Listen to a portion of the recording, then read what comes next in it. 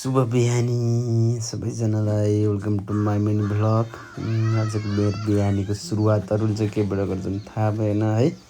मैले चाहिँ बिहान उठेँ, त्यसपछि ब्रेकफास्ट लिएर खेततिर गएँ। खेततिर गएको आफैले आर्जेको आफैले रोजेको खेतमा रमाउँदै काम गर्दै जस्ट चिलमा है। म चाहिँ ड्रागन फ्रुट फार्ममा गएँ। त्यसपछि चाहिँ ड्रागन फ्रुटतिर थोरै काम थियो, सो पनिङ गर्नुपर्ने, त्यसपछि औषधि राख्नुपर्ने, मैले थोरै काम चाहिँ गरेँ। त्यसपछि काम धेरै थियो। फार्ममा मात्र छैन, बिहान लगभग 2-3 घन्टा फार्ममा काम गरेँ। त्यसपछि फार्ममा चाहिँ यो तपाईँको नयाँ नयाँ यो पालुवाहरू पलाएको थियो, त्यसलाई चाहिँ मिनिमाइज गर्नुपर्ने। त्यसपछि रोग लागेको सबै काटेर फाल्नुपर्ने। यो काट्दाखेरि चाहिँ कोप्ने भएको हुनाले मैले चाहिँ पन्जा लगाएर त्यसपछि काम गर्दैछु है। लगभग मैले 2-3टा ड्याङ जति गरेँ होला 3 घन्टामा।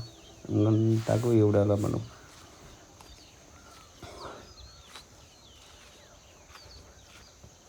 एउटा भिडियो खिचिदिन्छ को होला, यो पक्कै पनि मेरो सानो मान्छे सडी होला हो कि होइन। भिडियो खिचिदिएको हो कि बाबाको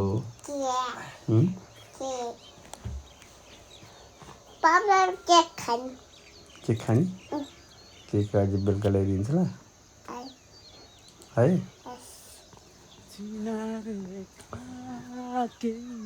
यसमा चाहिँ एउटा फङ्गस भन्ने रोग लाग्दो रहेछ। फङ्गस चाहिँ तपाईँको मौसम कहिले भनौँ अब चिसो मौसममा लाग्ने, गर्मीमा त खासै फङ्गस पनि लाग्छ है।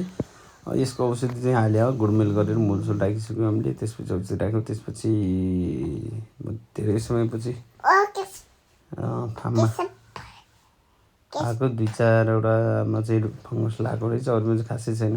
अनि यसको यो मुनाहरू पलाएर माथि भएको रहेछ कि यसलाई चाहिँ भाँचेर तलतर्फ जानुपर्ने हुन्छ बङ्गाएर है। देख्ने हुन्छ यसरी चाहिँ यसलाई चाहिँ साइडबाट रोल गरेर तल ल्याउनु। कुनै चाहिँ भाँची नै हाल्छ यस्तोमा, देख्नु पर्यो।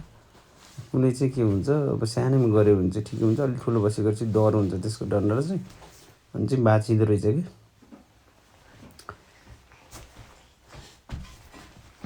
यो लगाएको चाहिँ लगभग 3 वर्ष बेसी भयो है मैले लगाएको। जस सन्तुष्टजनकै छ हेर्दा। अब एउटा नयाँ प्लान गरिरहेको छु, हेरौँ सक्सेस हुन्छ हुँदैन। नचलन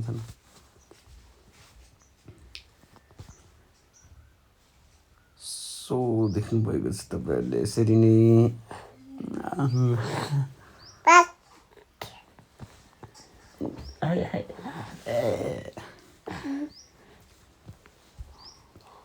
नचल न।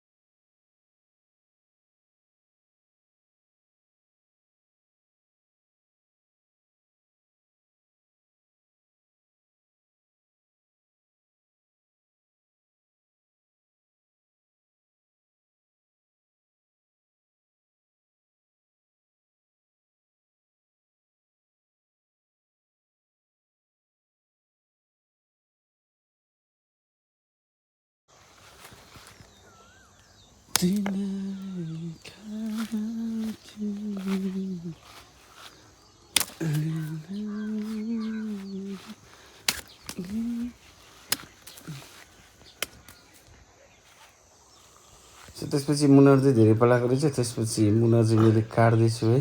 बिचमा एउटा खाएकोमा चाहिँ एउटा भन्दा राख्नु हुँदैन, किनकि यो दुईवटासम्म चाहिँ राख्नु मिल्छ है। काट्न यस्तो गाह्रो हुँदैन, देख्नुपर्छ।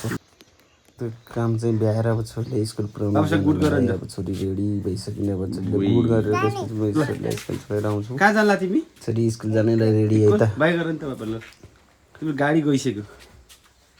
गाडी जानलाई रेडी पनि। त्यसपछि छोरीलाई स्कुल छोडेर आएर फेरि मकै लगाउने क्रममा म चाहिँ मकै लगाउन है त।